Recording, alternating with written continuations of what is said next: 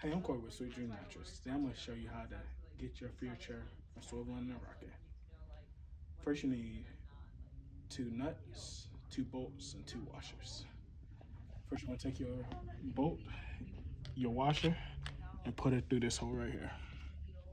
You want it lined up where you can have the bolt go through that hole.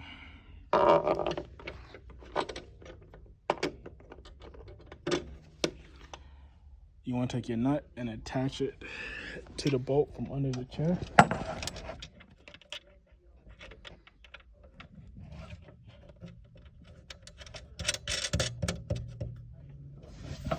And you want to do the same thing to the left side.